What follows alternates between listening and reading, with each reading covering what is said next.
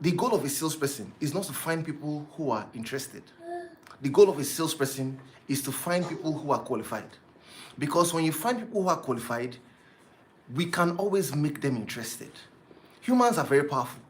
We have the power to influence others. We have the power to change people's minds. Think about it. A lady meets a guy, and in fact, there was a friend of mine who said he met me at an event with his wife, and the wife was a close friend as well. So I said, wow, how did you guys meet? She now said, I wasn't interested in him at all. But the way he kept on following me up, the way he kept on checking on me, the way he insisted and kept on following me up, said I just eventually liked him, and we ended up getting married. Just to show you how powerful humans are. We can change people's minds and influence others. We can move people from their own perspective to our own perspective. Most times when we influence people, remember they were already on a journey. They had their own thinking, their own beliefs. They wanted to do a certain thing. But when we came on board as salespeople, we moved them to our own direction. And our own direction, of course, means we wanted to give them something better, or we wanted to improve their lives. Because when we sell, we're not trying to be selfish. We're trying to add value, upgrade, and improve the lives of others. Now, because we are looking for people who are qualified, and we have the power to make them interested, one major tool we have to get people interested in what we have to offer is testimonials. Testimonials. If you share testimonials in a systematic, methodological order, anybody who is qualified, you can get them interested.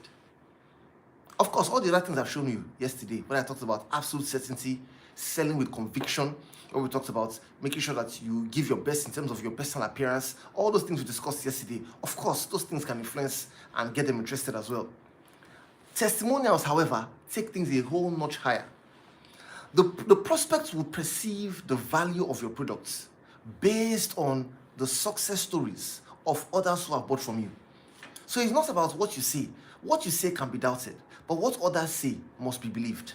So most likely, if you get somebody else to talk about how you've helped them, how you've helped them produce results, whether it could be visual, it could be audio, it could be written, it would help to stir up trust in the prospects. Have you noticed that when you go to the ATM machine and there are 5 machines there, all of a sudden you notice that 3 people or 4 people are queued on one machine? What happens? You will find out that you're predisposed and preconditioned to go and join the queue. In the past, I've actually done something funny. When I noticed that there was a queue, I said to myself, oh, I understand this concept. I'm not going to be influenced. And I left that queue and I went to the ATM machine. I inserted my card, and guess what happened? The machine swallowed my card. So a lot of times, when we follow the crowd, the bandwagon effect, when people are already doing things and we choose to follow, it was set up in us that way to also protect us as a security measure. So because of that, I remember a story of someone who said he was driving, and while driving, he observed that people started turning their cars. First car turned, second car turned, third car turned. Wow. But he just thought, well, I have a mind of my own, and he kept on driving. On getting to maybe about 100 meters from the places where cars were turning, he observed that armed robbers were on the road with guns. He said the shock of seeing that, he didn't know when he turned his steering, got into the bush, and was driving like this. And while he was driving, they just looked at him like, till he got on the road at their back. Luckily for him, thank God, he wasn't killed. But he could have got himself killed or arrested, who knows, whatever the case may be, because he didn't follow social proof. So it's a security measure already put in us. So you want to take advantage of these concepts. Remember this example I gave right now. When one car turned, if you're on your way home and one car turns, you probably will not follow. If you're on your way home and 2 cars turn, you probably will not follow. But if you're on your way home and all of a sudden one car turns, second car turns, third car turns, it's not like it's a U-turn. They're just turning back urgently. Automatically, you just be like, whoa! I have to turn as well, because you know that there could be danger ahead. So when we talk about testimonials as a way to drive social proof, as a way to drive people to take action, one testimonial is not enough. 2 testimonials may not be enough. At least 3 testimonials. At least 3 testimonials. So you have to make a conscious effort to actually look out for people or prospects or previous clients who have done business with you and have something to say, something good to say. Testimonials are before and after. I was this way before.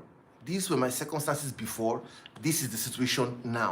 There must be a problem before they met you. Then you give them the solution. That is how you communicate testimonials effectively. And you want to communicate at least 3.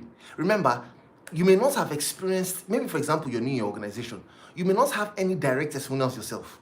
But any testimonials in the organization where you work also belong to you because you represent the organization. So if your organization has testimonials on websites, look through them, understand them so you can communicate them effectively. The other thing we're going to talk about now quickly, we're going to look at how do you profile prospects. We said the aim of the salesperson is not to find people who are interested, he's to find people who are qualified. Now, we've shown you how to get people interested scientifically.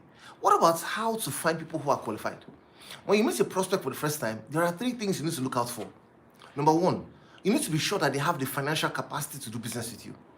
If a prospect doesn't have financial capacity to do business with you, then you can hardly get anything done. That's the first thing you need to look out for. Let me tell you a bit about financial capacity. You cannot determine financial capacity from the prospect's websites. Neither can you determine financial capacity based on the car the prospect drives, or how the prospect dresses, or the kind of assets the prospect has. Somebody says, okay, Yuri, then how do you not determine financial capacity? We want to make sure, because money spreads, the word money, when you talk about money, we're looking at currency. And the whole idea of currency is that money flows like currents. It moves from one place to the other. This means that if somebody has true financial capacity, it wouldn't only be in one area of the person's life. If somebody has financial capacity, that money will spread in the prospect's life. It's not just going to be in one area. So this means you wouldn't come to me in a Mercedes-Benz. And because you have a Mercedes-Benz, I would assume that automatically you have financial capacity. No, it has to show in other areas as well. Same way, you wouldn't come to me and say because you live in Ikoyi or in a prime area of town, automatically you have financial capacity. No, it should cascade into other areas as well. So this means to make it effective and safer, you want to look for at least 3 areas of authentication to be sure of financial capacity. Have you seen how most of our internet banking applications work? They will tell you, give us your password. First test. Give us your secret question. Second test. Put in your token. Third test. Then the transfer is done. So look at 3 levels of authentication just to make sure that you're protected and you don't get into trouble. In the same way, you want to make sure that you're protected too as a salesperson so that you don't end up engaging prospects. You go through the whole conversation. You get to the end. The prospect says, let me think about it. I'll get back to you. Sometimes, let me think about it. I'll get back to you. Sometimes all those things are a result of not profiling correctly. So when you don't profile correctly, you start to hear those kind of objections. So you want to make sure that you batch at least 3 of these things together. Whether any of these things that show signs of financial capacity, you want to batch at least 3 together, meaning at least 3 must be present in the life of the prospect. So let me give you some examples or some signs of financial capacity. Because determining financial capacity is even the easiest thing. All you need to do is observe with your eyes and search with your ears. Like a footballer, you're looking out for the ball. Your eyes are on the ball because you don't want the ball to get into the nets, right? So in the same way, your eyes will be on these things I'm going to mention to you right now. So that the moment you hear them or see them, you'll be like, whoa, I see that there is signs that this person can actually do business with me or can buy my products or service. Number 1, you want to make sure that the person has assets. Number 2, remember, not assets alone. You want to combine it with any of these 3 things I'm going to be saying right now. Number 1, assets. Number 2, you want to look at social circle, the kind of friends he hangs out with. Number 3, if he's an employee, you want to look at maybe his professional rank. Executive director of an oil and gas company, CEO of a tech company. You want to look at professional rank. Number 4, you probably want to look at current residence. Where does he live right now? Does he even own where he lives right now? Number 5, you want to look at lifestyle. How often does he travel? Does he travel a lot? Because traveling a lot demands that you have a certain level of cash flow. Number 6, you want to also check the staff strength if he has a business. That means that he'll probably be paying a lot of people, paying salaries.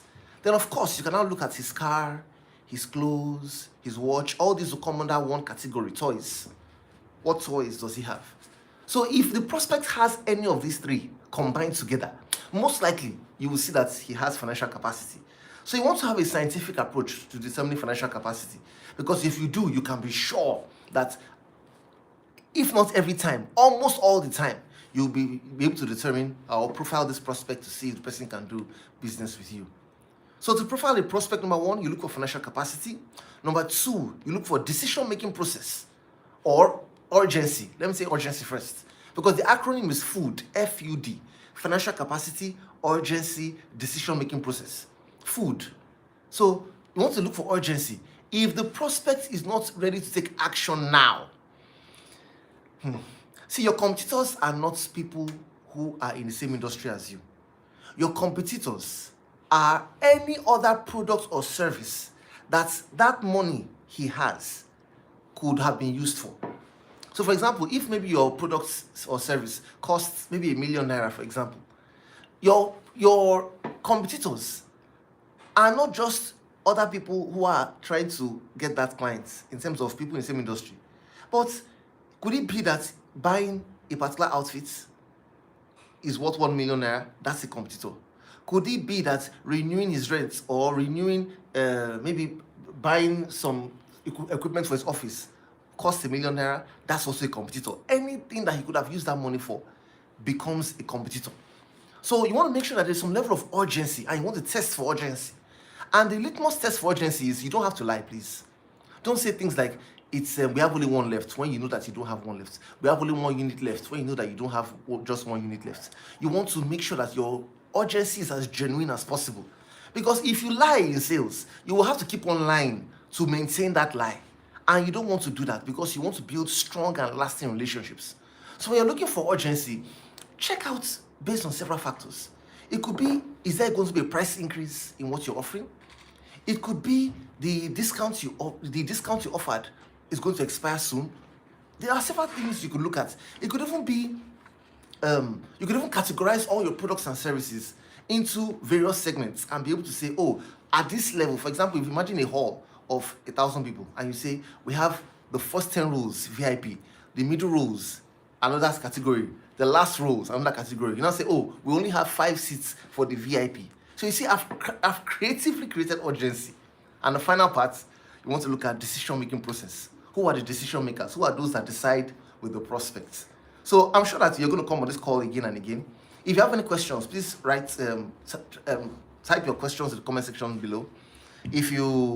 I'll be looking forward to seeing you again tomorrow. Remember to subscribe, remember to comment, and share this link with others so that they can join us for tomorrow's session.